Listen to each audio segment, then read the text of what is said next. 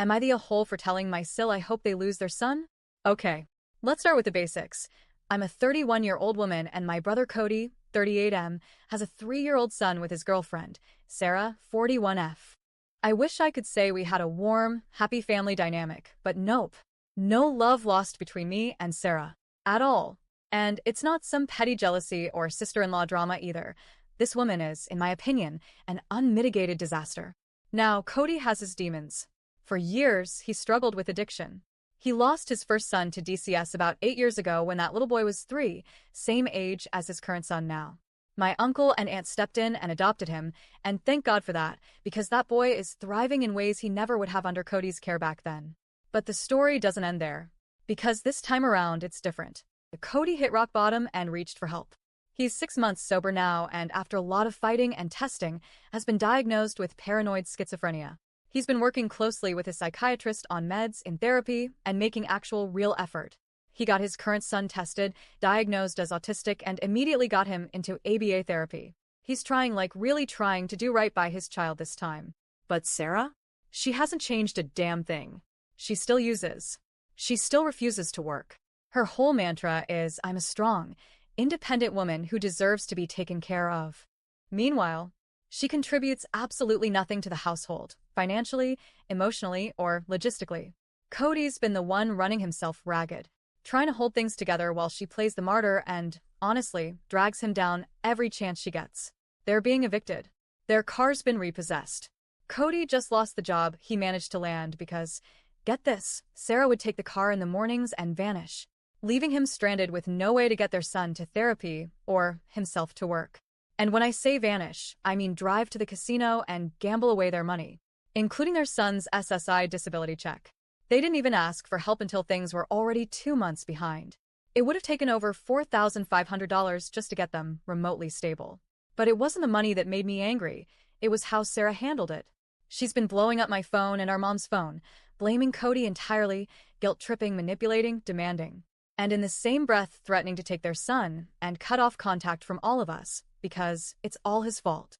I've asked, begged, to take their son temporarily. I'm a single mom. It wouldn't be easy, and it would stretch my already tight finances, but I would do it. For my nephew. I could offer him some stability, some peace. But every time, Sarah explodes. The last time I asked, she muttered, just loud enough for me to hear, that bitch just wants his SSI check. I never said a word about that check. Not once. And that cut deep. I was offering a lifeline for their son. Not a money grab. Just a chance for him to be somewhere safe. Cody has told me, more than once, that if it were up to him, he'd sign custody over to me in a heartbeat. He trusts me. He knows I'd protect and care for his son.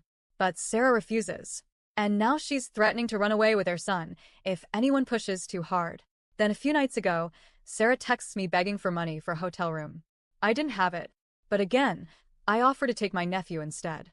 She lost it. Same cycle. Screaming, accusations, manipulation. Hours later, Cody called me. His voice was, I don't even know how to describe it. Broken. Hollow. Defeated. I pressed him about the SSI money. At first, he hesitated. Then, slowly, he admitted that Sarah had blown it again at the casino. That she'd taken the car and the money and left him stranded over and over, making it impossible for him to work or function. He wants out.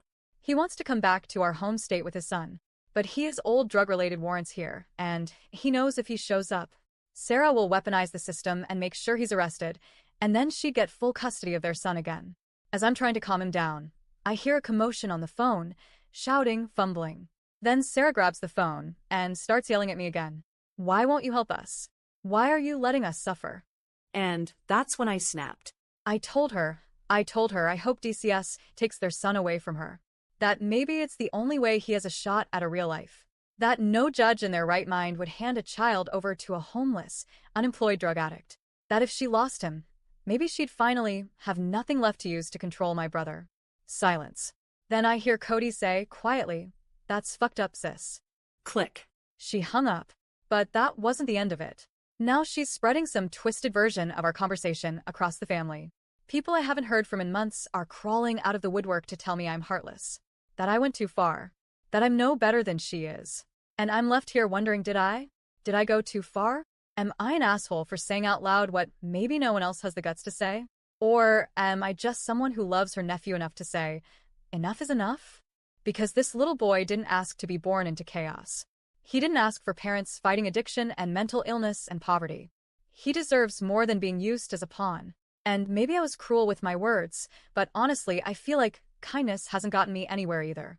So, am I the a hole?